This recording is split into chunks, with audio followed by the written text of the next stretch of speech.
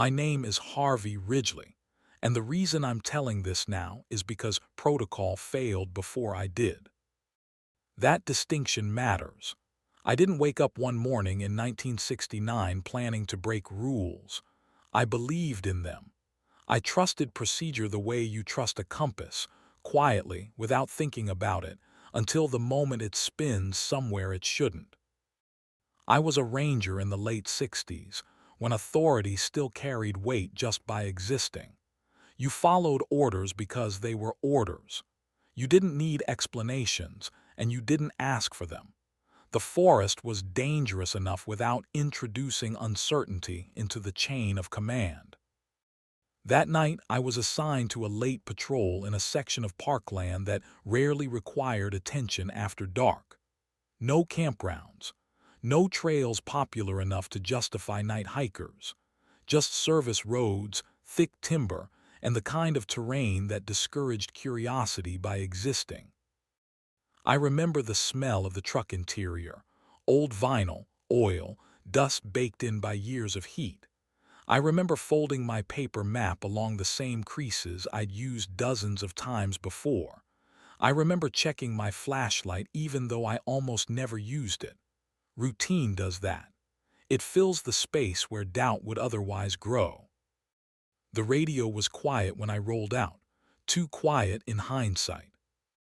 The first indication that something was wrong wasn't dramatic.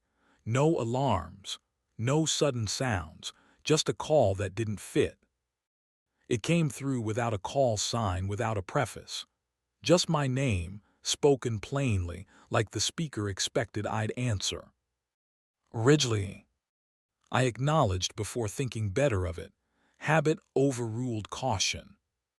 You are to hold position, the voice said. Do not proceed beyond your current marker. I glanced at the map, then at the tree line ahead. According to my location, there was nothing beyond that point that required restriction. No closed sectors. No active operations. I asked for clarification. There was a pause, long enough to feel intentional. That instruction stands, the voice said. Protocol applies. That word again, protocol. I stopped the truck and shut off the engine. The forest pressed in immediately, not with sound but with presence. Night insects hadn't fully taken over yet. Wind was minimal. Everything felt suspended. I stepped out, boots crunching softly on gravel. I didn't turn on the flashlight. I didn't know why at first, just that something in the air made illumination feel like a mistake. The marker the voice had referenced was an old service post, weathered and half hidden by undergrowth. I'd passed it dozens of times during daylight patrols. At night, it looked misplaced, like it had been set there to test whether you noticed it. The radio clicked again. You will remain where you are, the voice said. This is not a situation that benefits investigation. That phrasing bothered me more than a direct threat would have. Not a situation that benefits investigation, as if curiosity itself was the variable being managed. I stood there listening, not straining, just allowing the night to present itself. That's when I realized the forest wasn't behaving normally. Sound didn't carry the way it should have. Depth felt compressed. The space between trees seemed adjustable. I couldn't see movement, but I could sense coordination, like something was aligning itself in response to my stillness. I keyed the radio and asked who was issuing the order. No answer. Instead, something shifted ahead of me, not toward me, not away, just in place. Branches adjusted without breaking. Leaves moved without wind. The darkness rearranged itself subtly, like a surface tension disturbed and then settled. My training screamed at me to document, to light the area, to assert control through visibility. And that was the moment protocol failed. Because protocol assumes that illumination clarifies. My instincts told me the opposite. I reached for the flashlight anyway. Not because I wanted to, but because I needed to confirm what would happen if I did. The radio came alive instantly. "Do not," the voice said, sharper now. "You are not authorized to change conditions." Change conditions. That wasn't about safety. That was about preservation. I hesitated, thumb resting on the switch. Every rule I'd ever learned told me to assert presence, to define the environment. But everything I was sensing told me that definition itself was the violation. I turned the flashlight on. The beam cut into the tree line and stopped. Not physically, visually. The light didn't travel the distance it should have. It diffused, swallowed, as if the darkness ahead of me had weight. Shadows shifted in response, not randomly, but deliberately. Something reacted. The radio screamed with static, then the voice returned, colder than before. "Protocol is broken," it said. "Withdraw immediately." I didn't wait for further instruction. I shut off the light and backed away slowly, every step measured, refusing to turn back on the space where the beam had failed. The forest didn't pursue. It adjusted. By the time I reached the truck, the pressure had eased. Sound returned in fragments. Depth restored itself reluctantly. The radio went silent. I drove back to the station, with my hands shaking just enough to notice. When I filed my report, I left out the flashlight. I left out the light failure. I logged the patrol as uneventful. The next morning, I was called into an office I'd never been in before. And that's when I learned breaking protocol once was enough to change everything that followed. They didn't ask me what I saw. That was the first thing that confirmed how serious it was. The office I was brought into the next morning wasn't part of the ranger station's normal layout. No windows, no wall maps, just a table, 3 chairs, and a smell like old paper and disinfectant. 2 men were already there when I arrived.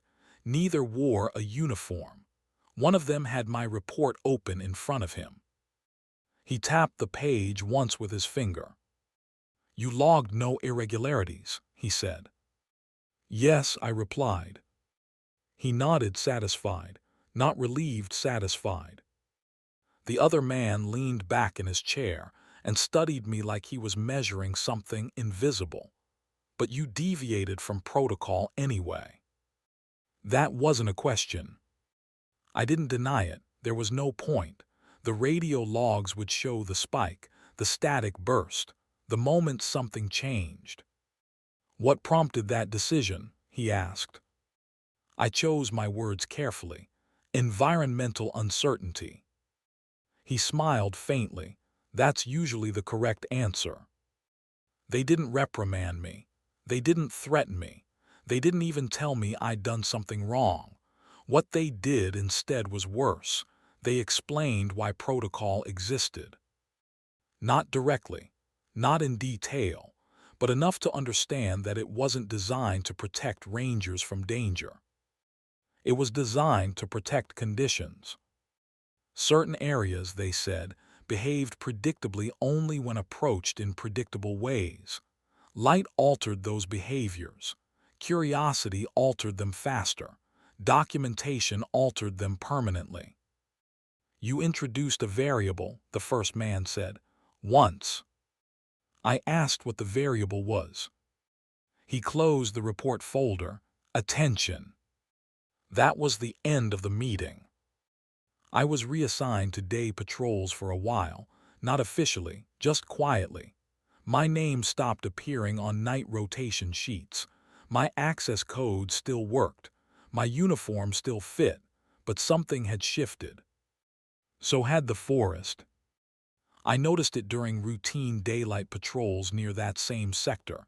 Nothing overt, nothing dramatic, but trails felt shorter. Sound carried differently. The air felt alert, as if the area remembered me. That's when the guilt set in. Because once you realize protocol exists for a reason like that, you start seeing all the times it was followed, and what that compliance allowed to continue. Missing hikers written off as exposure, rangers reassigned after stress incidents, equipment failures that only ever occurred near certain boundaries. The forest wasn't hostile.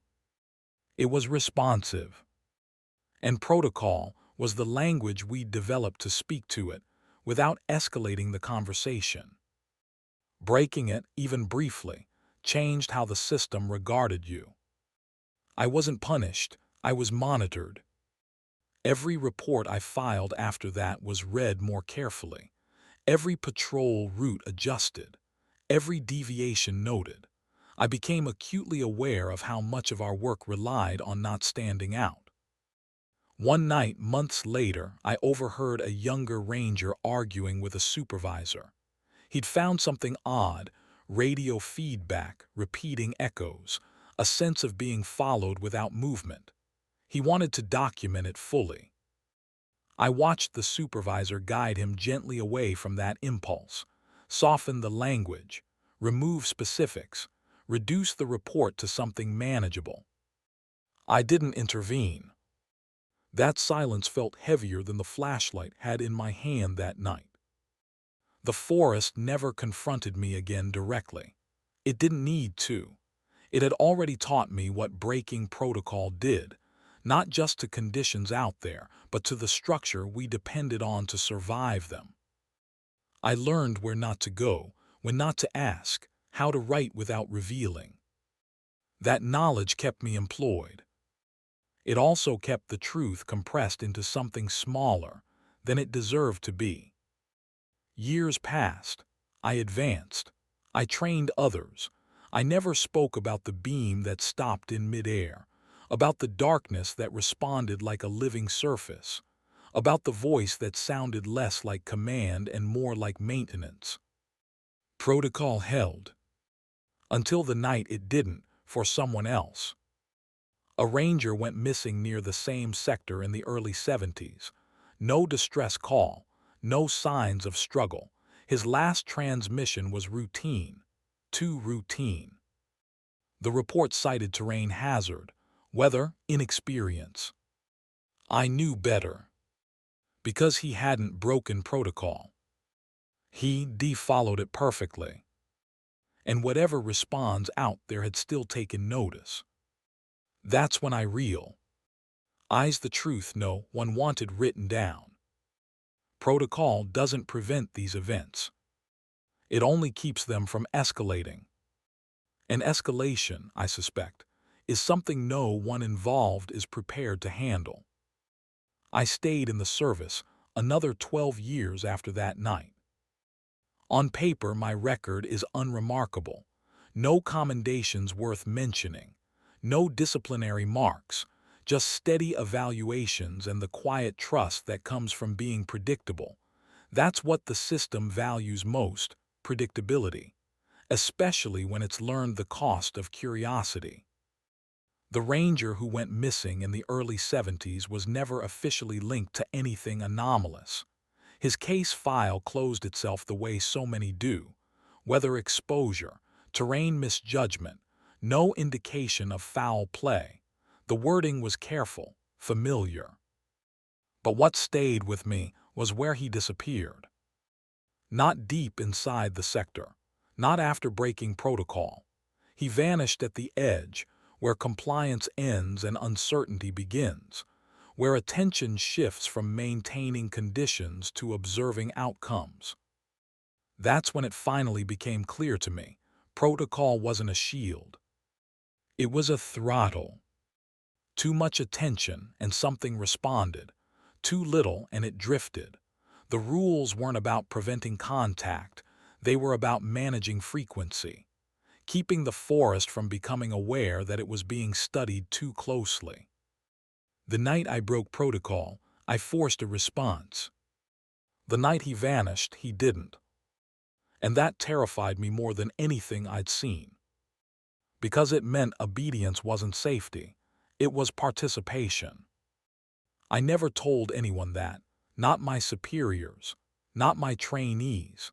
Some truths don't fit inside conversations without tearing them open. I learned how to speak around it instead, teaching caution as professionalism, restraint as wisdom.